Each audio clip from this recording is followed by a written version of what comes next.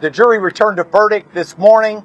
The verdict was a finding of liability on all counts against both Meta and YouTube. They found that Meta was negligent in the way they designed and operated their platform. They found that Meta failed to give what a reasonable company should give as warnings. And they found that Meta's failure to operate their platform in a reasonably prudent fashion and to warn in a reasonably prudent fashion was a direct cause, substantial contributing factor to harming Kaylee to the tune of $3 million. A Los Angeles jury has now done something Silicon Valley had spent years trying to avoid. It found Meta and YouTube legally responsible for harm tied to the design of their platforms for a young user. And by the end of March 25, 2026, updated reporting put the damages at $6 million.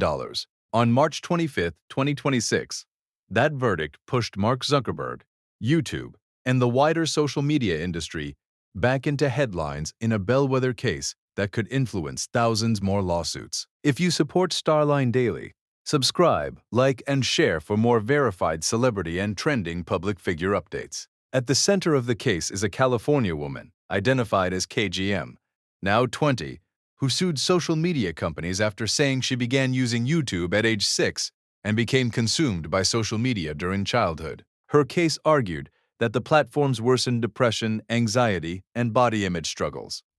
By the time the trial reached a jury in Los Angeles, TikTok and Snap had already settled, leaving Meta and Google-owned YouTube to fight the case in court. What made this trial so significant was the legal strategy.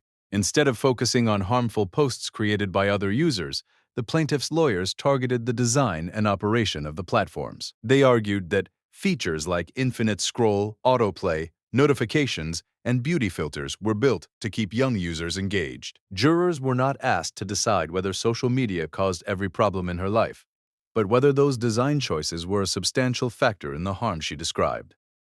That is why testimony from major tech figures mattered so much. Instagram head Adam Mosseri defended the platform's design choices and said he distinguished between clinical addiction and what he described as problematic use. Mark Zuckerberg also took the stand and argued Meta was not trying to maximize time at any cost, saying the company believed users would not keep coming back if the experience was bad for them.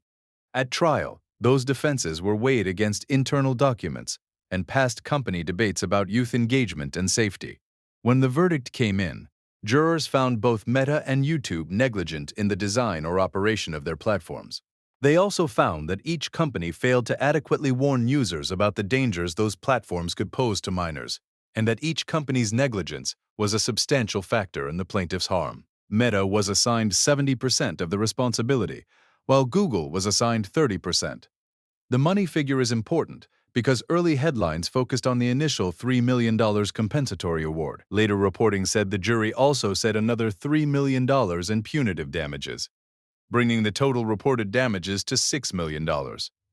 That put Meta's share at $4.2 million.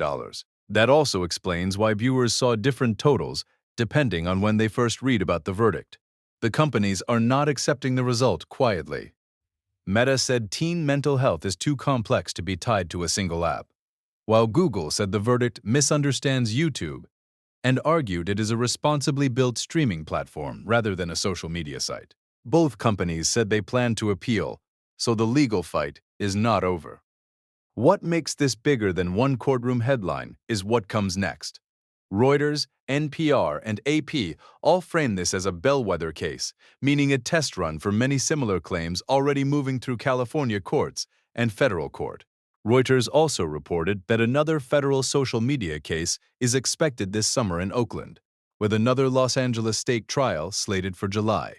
For now, the clearest public update is that Meta and YouTube have suffered a landmark jury loss after weeks of testimony, including appearances from Zuckerberg and Mosseri, in a case centered on whether platform design can create legal liability for harm to young users. The unanswered question is whether appeals and the next round of bellwether trials will leave this as a symbolic warning shot or turn it into a lasting shift in how social media companies design products for kids and teens.